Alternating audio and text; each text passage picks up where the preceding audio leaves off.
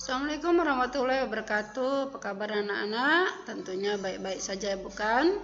Oke, nah hari ini materinya akan kita lanjutkan tentang reproduksi pada hewan. Reproduksi pada hewan itu dibagi menjadi dua, reproduksi secara aseksual dan reproduksi secara seksual. Kita akan bicara yang pertama tentang aseksual pada hewan. Yang pertama adalah tunas. Tunas seperti inilah kira-kira. Ini adalah hewan. Hewan ini adalah contoh dari hidra. Ini tubuhnya.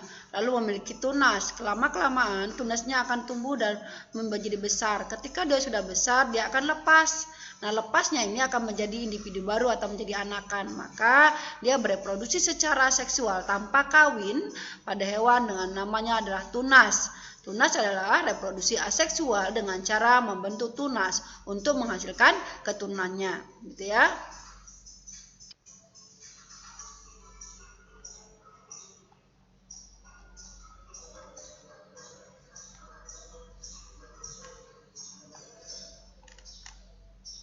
Kemudian yang selanjutnya adalah reproduksi aseksual pada hewan, yaitu membelah diri.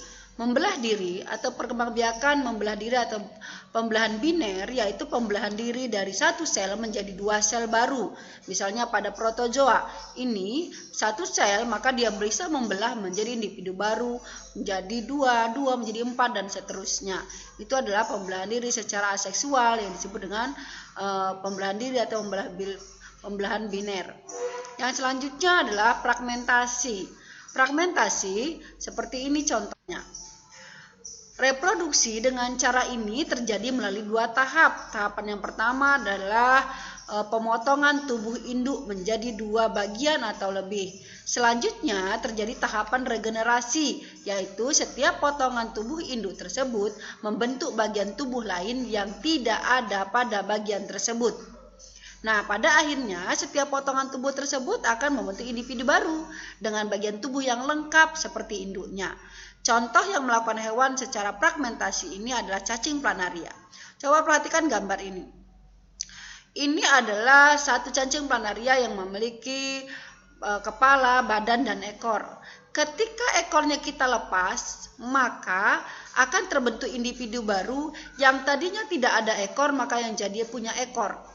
Kemudian ketika kita potong kepalanya, maka nanti akan ada individu baru dengan dua kepala seperti ini. Ketika kita potong vertikal, maka nanti terjadi individu baru dengan dua badan yang sempurna. Ketika kita potong menjadi 3 bagian, maka nanti akan menjadi 3 bagian lagi yang sempurna. Yang tadi tidak ada kepala, yang tidak ada buntut menjadi ada buntut, yang hanya punya badan nanti akan tumbuh kepala dan buntut, yang hanya punya buntut akan tumbuh badan dan kepala. Seperti itu seterusnya. Maka disebut dengan parthenogenesis, yaitu menjadi ada 2, yaitu pemotongan dan tumbuh menjadi individu baru. Nah, yang selanjutnya adalah parthenogenesis. Parthenogenesis ini terjadi pada lebah, semut, kemudian kutu. Nah, perhatikan pada lebah itu terdapat ratu yang bersifat fertil dan terdapat pejantan juga yang bersifat fertil.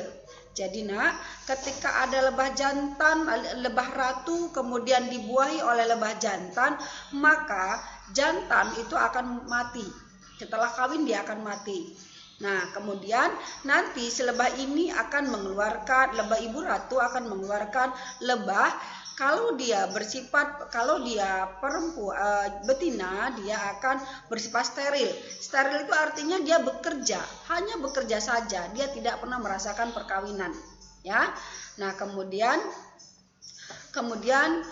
sperma ini juga merupakan cadangan sperma selama ibu ratu hidup. Jadi ketika si pejantan ini sudah siap membuahi ibu ratu, maka ternyata sperma ini disimpan di dalam tubuh ibu ratunya. Nah, bila telur yang sudah matang dibuahi oleh sperma, telur tersebut akan berkembang menjadi calon ratu. Nah, calon pekerja atau prajurit. Sedangkan yang tidak dibuahi, nah ini kita bicarakan parthenogenesis. Di parthenogenesis itu adalah ketika ibu ratu tidak dibuahi oleh jantan, maka dia akan melahirkan atau menghasilkan lebah pekerja atau lebah prajurit yang bersifat mandul, yaitu lebah betina. Kemudian yang selanjutnya ini adalah kutu. Kutu juga merupakan partenogenesis. Maksud partenogenesis adalah tanpa terjadinya fertilisasi maka dia menghasilkan individu baru. Ya, jadi sama dia 2. Yang selanjutnya adalah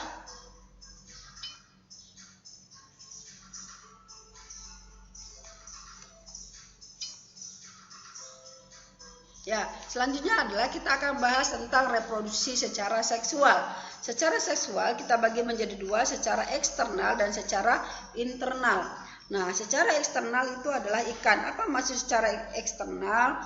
Eksternal itu artinya terjadinya fertilisasi atau perkawinan itu ada di luar tubuh. Jadi ikan itu termasuk hewan yang bersifat ovipar. Ikan tidak mempunyai organ perkawinan. Nah, pembuahan terjadi di luar tubuh, yaitu di dalam air, maka kita sebut dengan eksternal. Sekali bertelur, ikan itu mampu menghasilkan ribuan telur. Nah, yang tidak dilindungi oleh cangkang. Nah, telur yang telah dibuahi selanjutnya akan dibiarkan terapung-apung di dalam air. Ada yang ditempatkan dalam sarang dan dijaga oleh induknya, tapi ada juga yang menempel pada tanaman dalam air. Serta ada juga yang disimpan di rongga mulut induknya, baik jantan maupun betina.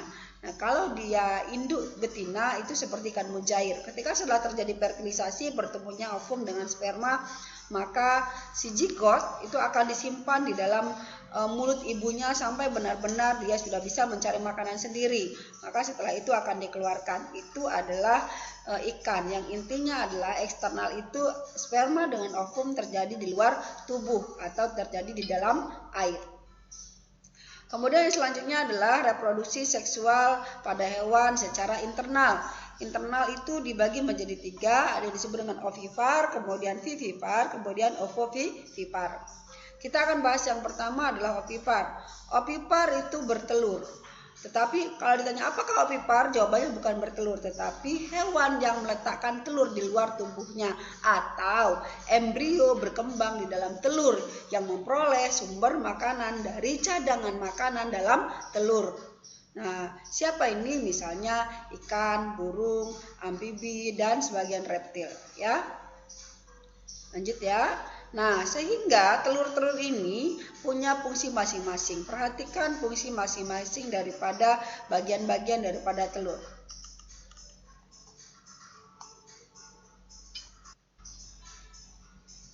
Ya, kita lihat fungsinya masing-masing. Perhatikan bagian-bagian dari telur ini. Pertama, kita akan kenal dengan nama putih telur. Kita kenal dengan kuning telur. Ini adalah kuning telur. Kemudian ini adalah putih telur. Setelah putih telur, kita akan kenal dengan namanya kalaza. Ini namanya kalaza. Kemudian ini adalah embrio, calon individu baru. Kemudian ini adalah cangkang telur. Kemudian ini adalah rongga. Lalu ada membran-membran, yang ini namanya membran bagian luar, sementara ini adalah membran bagian dalam, dan ini namanya adalah membran pitelin. Jadi membran yang meliputi, ya, yang menyikupinya. Fungsi dari bagian-bagian telur yang pertama adalah kuning telur sebagai cadangan makanan. Kemudian putih telur melindungi embrio dari goncangan dan cadangan makanan. Kemudian fungsi dari kalaza adalah agar kuning telur tetap pada tempatnya. Fungsi dari rongga menyediakan keperluan oksigen untuk embrio. Kemudian fungsi dari cangkang telur adalah melindungi telur dari kerusakan. Sementara di cangkang telur itu sendiri punya pori-pori yang fungsinya tempat pertukaran gas. Oke. Yang selanjutnya adalah reproduksi seksual hewan, yaitu vivipar. Vivipar itu artinya embrio berkembang di dalam tubuh induknya dan mendapatkan makanan dari induknya dengan perantara plasenta atau ari-ari. Nah, ini seperti yang sudah kita pelajari di reproduksi pada manusia. Dia mendapatkan makanan melalui ari atau plasenta. Contoh dari vivipar adalah hewan yang menyusui. Kemudian yang selanjutnya adalah reproduksi seksual pada hewan, yaitu ovovivipar. Ovovivipar maksudnya adalah hewan yang menghasilkan telur dan embrio berkembang dalam telur. Nah, perbedaan dengan ovipar adalah kelompok hewan ovipar ini tidak mengeluarkan telurnya dari dalam tubuh. Jadi, embrionya tetap di tubuh, di dalam telur. Tetapi ketika hendak dilahirkan, maka saat menetas dan keluar dari tubuh induknya tampak seperti melahirkan. Karena dia pecah ya. Contohnya adalah ikan hiu, kadal, dan beberapa jenis ular. Contohnya adalah ular boa. Lalu, siklus hidup hewan. Hewan mempunyai siklus hidup. Yang pertama kita akan bahas siklus hidup ubur-ubur. Gini nah, ubur-ubur itu sama. Dia akan ada ubur-ubur jantan dan ubur-ubur betina. Ada medusa jantan dengan medusa betina. Nah, medusa jantan dengan medusa betina, medusa jantan akan mengeluarkan sperma, medusa betina akan mengeluarkan ovum. Sperma dengan ovum akan terjadi fertilisasi, lahirlah jadi zigot. Lalu zigot ini akan berkembang, larva dan seterusnya sehingga hasilnya adalah spikistoma seperti ini. Spikistoma ini kita akan lihat berkembang dari seperti ini, seperti ini, seperti ini. Maka ketika dia sudah dewasa, ini akan lepas. Lepasnya ini menjadi individu baru yaitu evira. Nah, ini dia bertunas lepasnya ini, evira. Nah, evira ini akan berkembang kembali menjadi medusa jantan dan medusa betina. Ada proses fertilisasinya, ada proses seksualnya, tetapi di sini dia melepaskan dirinya secara tunas, ini adalah secara aseksual. Maka disebut dengan siklus hidup hewan yang bernama ubur-ubur. Kemudian yang selanjutnya adalah metamorfosis. Metamorfosis dibagi menjadi dua, ada metamorfosis sempurna dan ada metamorfosis tidak sempurna. Metamorfosis sempurna yang pertama adalah kata. Siklus hidupnya adalah yang pertama telur. Dari telur dia menjadi apa? Kecebong. Dari kecebong menjadi apa? Berudu. Kemudian dari berudu apa? Menjadi katak muda, lalu dia menjadi katak dewasa. Kemudian yang selanjutnya siklus hidup kupu-kupu. Kupu-kupu bermula dari apa? Dari telur. Kemudian dia menjadi apa? Larva. Lalu berubah menjadi pupa. Kemudian atau kepompong. Kemudian dia berubah menjadi kupu-kupu dewasa. Selanjutnya adalah nyamuk. Nyamuk juga seperti itu. Awal mulanya dari telur. Telur akan berubah menjadi larva, larva akan berubah menjadi pupa, pupa akan berubah menjadi lalat dewasa.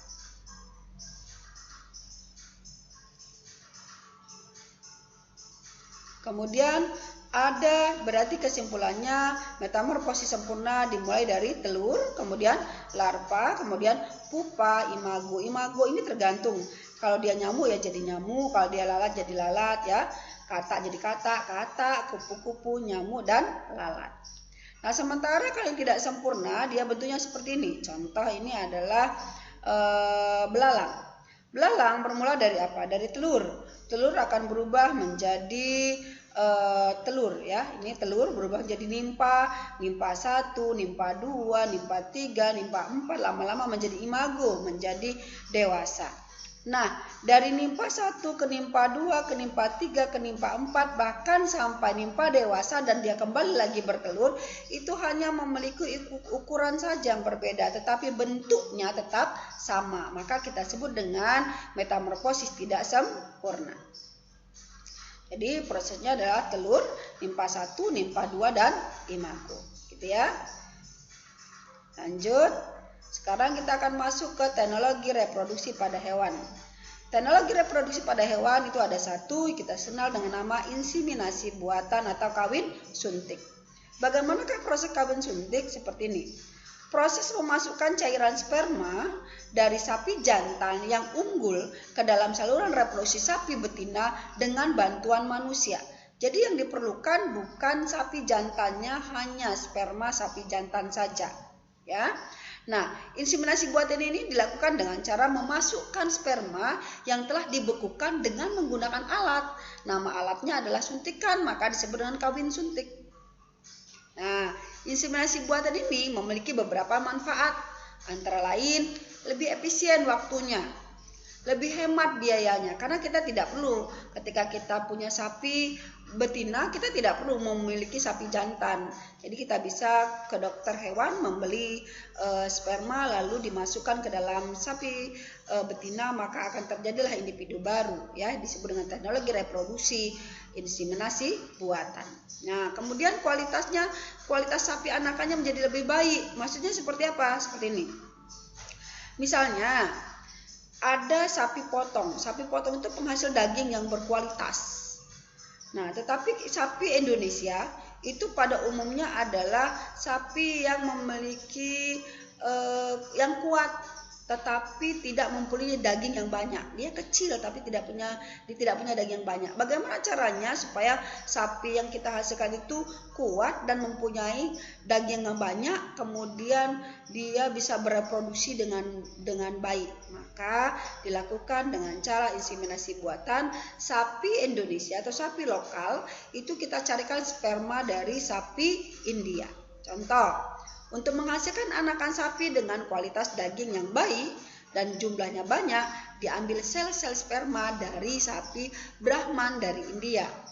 Nah, sapi Brahman dari India ini diinseminasi pada sapi Indonesia atau sapi betina lokal. Maka nanti setelah itu akan dilahirkan dengan sapi yang mempunyai daging banyak. Kemudian kalau dia menghasilkan anakan yang banyak, kuat, karena sapi Indonesia dikenal dengan kuat, gitu ya. Nah, prosesnya seperti apa? Seperti ini. Nah, dokter hewan akan memasukkan tangannya ke dalam alat reproduksi betina, kemudian memasukkan cairan sperma lewat suntikan ke dalam rahim, ke dalam kandung, ke dalam ovumnya si sapi betina. Maka nanti beberapa saat kemudian akan menjadi individu baru, ya. Oke, itu saja kira-kira yang bisa saya pada hari ini. Assalamualaikum warahmatullahi wabarakatuh. Tetap semangat.